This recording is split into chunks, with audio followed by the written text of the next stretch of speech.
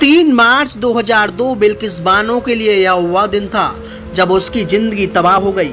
गर्भ में 5 महीने के पल रहे बच्चे के स्वागत के लिए बिल्किस और उसका परिवार तैयारी कर रहा था।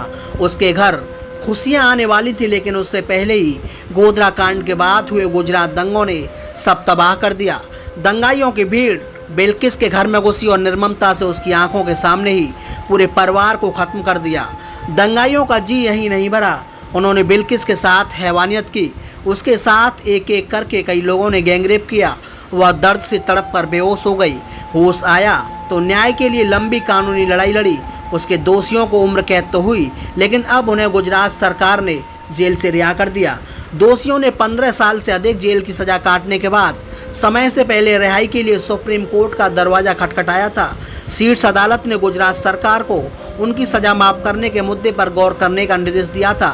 सरकार ने एक समिति का गठन किया। इस पैनल की जांच रिपोर्ट के बाद दोषियों को 15 अगस्त के दिन जेल से आज़ाद कर दिया गया। बिल्किस बानो केस 3 मार्च 2002 का है।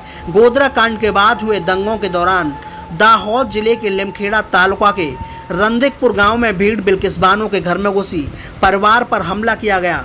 उस समय 5 महीने की गर्भवती बिल्किस बानो के साथ गैंगरेप बलात्कार किया गया और उसके परिवार के 7 सदस्यों की हत्या कर दी गई। बिल्किस बानो गैंगरेप मामला गुजरात दंगों का सबसे भयावह मामला था। बिल्किस उस समय 21 साल की थी और गर्भवती थी। गोधरा गुजरात दंगों के बाद उनके साथ गैंगरेप किया, उन्हें मरने के लिए छोड़ दिया। 6 अन्य सदस्य भागने में सफल रहे। इस मामले के दोषियों को 2004 में गिरफ्तार किया गया। बिल्किस ने बताया था कि गैंगरेप के बाद वह लगभग 3 घंटे तक बेहोश रही। उसके शरीर में इतना दर्द था कि वो उठ भी नहीं पा रही थी। होश में आने के बाद किसी तरह उसने खुद को संभाला। उसके दिल में यह डर भी था कि अगर वह यहाँ कुछ और देर ठहरेगी तो मार दी जाएगी। वह नंगे बदन ही आगे बढ़ी और पास की एक आदिवासी महिला से कपड़े उतार लिए। एक होमगार्ड ने बिल्किस को देखा तो वह उसे लिमखेड़ा पुलिस स्टेशन ले आया, जहां उसे पुलिस में शिकायत दर्ज कराई। Bureau report.